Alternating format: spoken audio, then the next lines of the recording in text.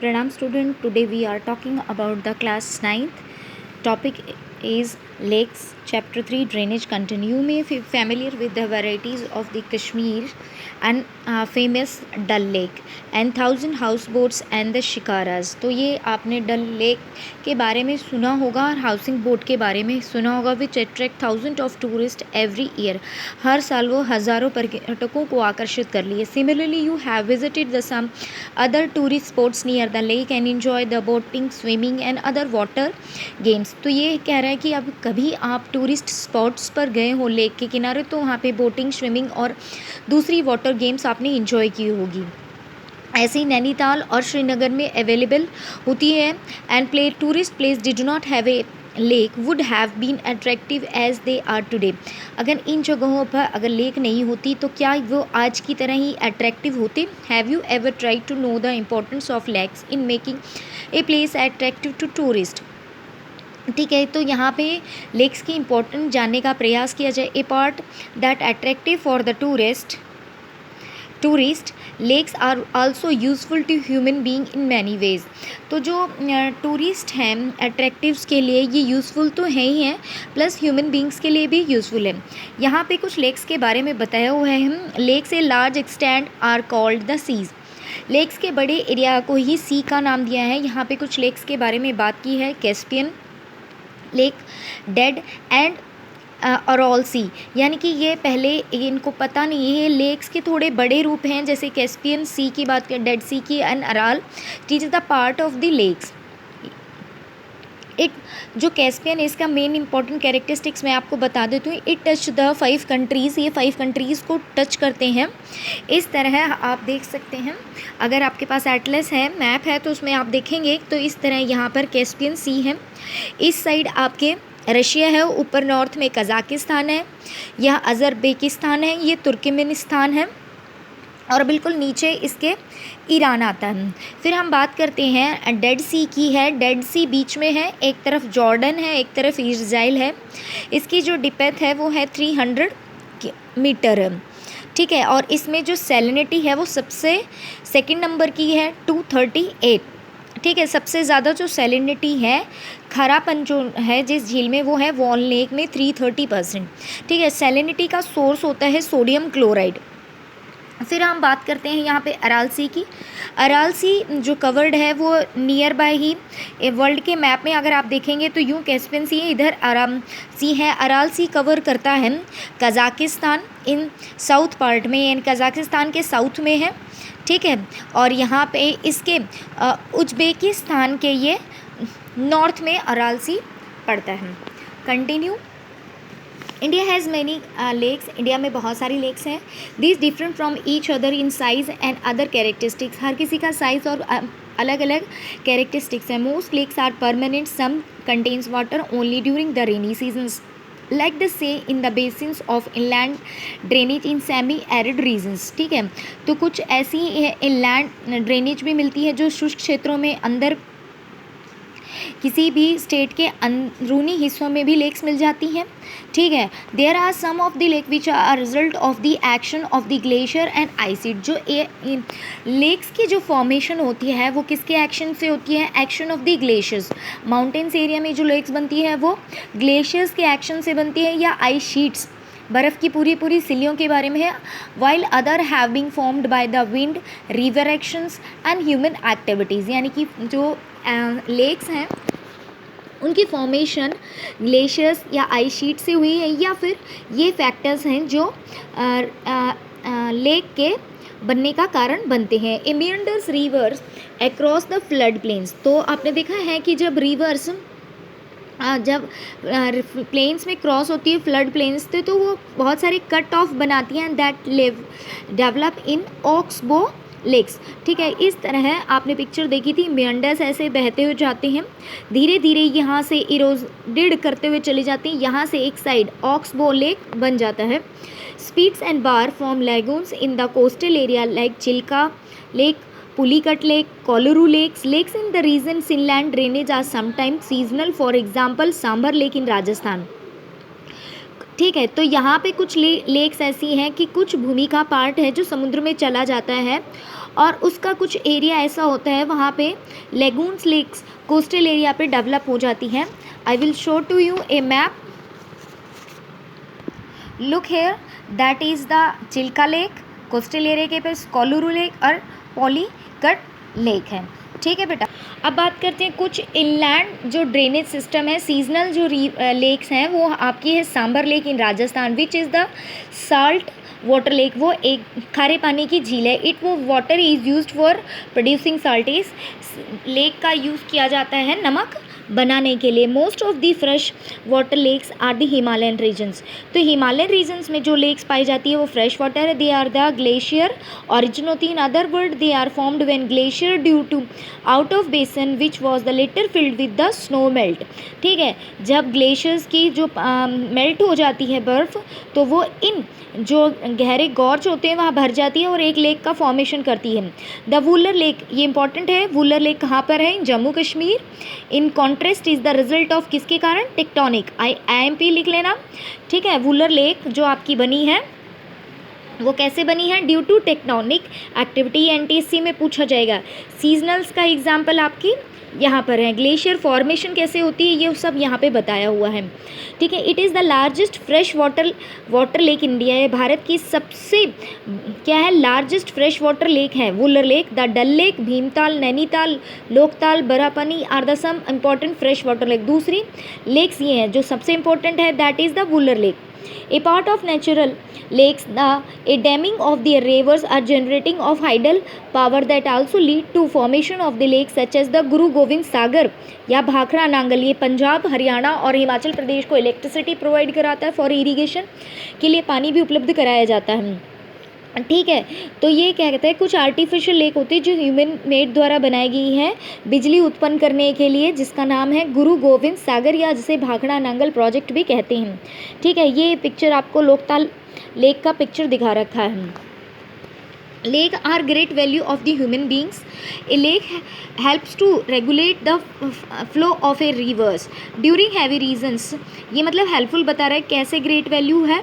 ठीक है, तो ड्यूरिंग हैवी रेजन इट प्रिवेंट फ्लडिंग से आपको बचाता है, बाढ़ से बचाता है। During the dry season it help in maintaining even flow of water, गर्मियों में पानी के प्रवाह को बनाए रखता है।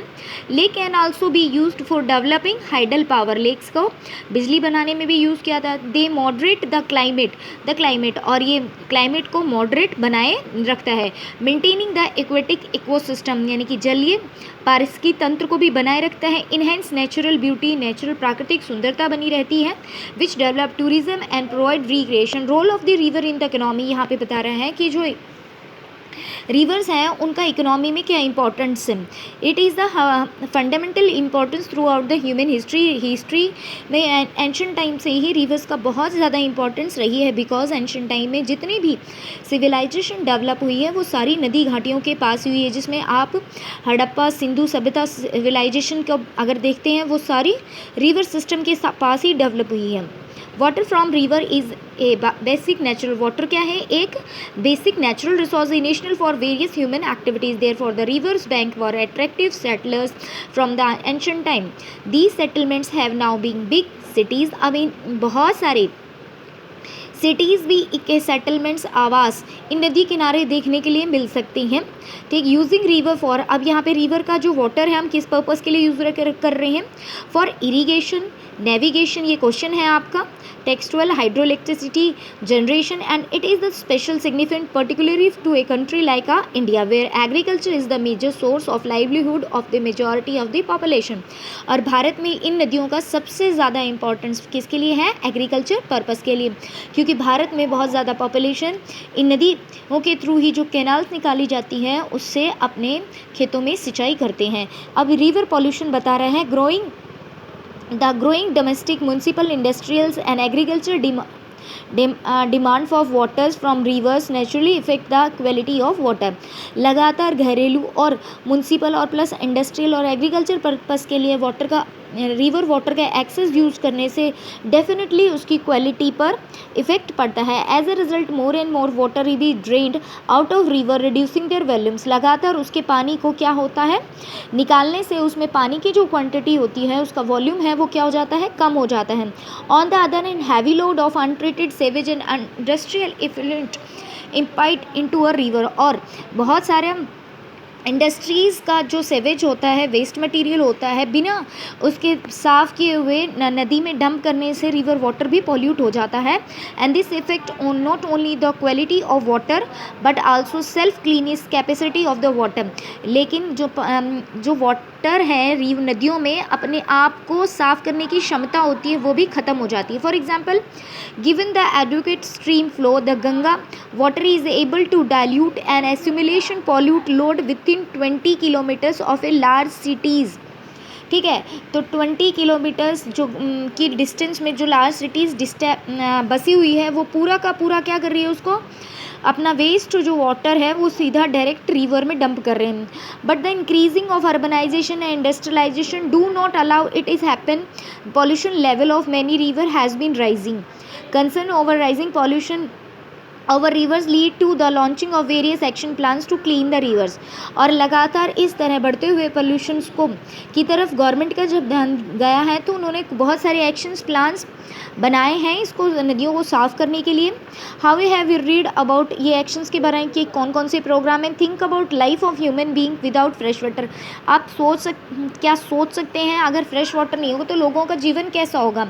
अगर आप अपने पेरेंट्स से डिस्कस करेंगे तो पहले आरओ वगैरह नहीं थे, वो डायरेक्टली वैसे पानी यूज़ करते थे। अब आरओ है, अगर आरओ ख़राब हो जाए और इस कोविड-19 वाले केसेस में अगर ऐसा हो जाता है तो आरओ वाला भी अवेलेबल नहीं है। ठीक है, and arrange the debate on this topic. ये तो टॉपिक के रिगार्डिंग है। आपका इंपॉर्टेंट क्वेश्चन इसमें से पूछा जाएगा कि रिवर गंगा एक्शन प्लान यानी कि GAP, what is the GAP। ध्यान देना बिल्कुल बेटा, GAP गंगा एक्शन प्लान है फेज़ 1। ये कब इनिशिएट किया था, 1985 में was declare close to 31 March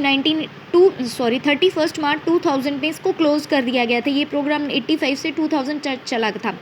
the steering committee of the national river conservation authority review the programme of GAP and necessary correction on the basis of the lessons learned and experience gained from the GAP phase 1।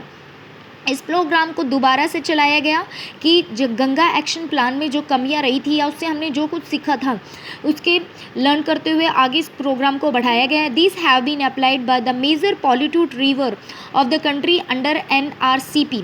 The Ganga action plan phase 2 has been merge with the NRCP के through इस programme को merge किया गया।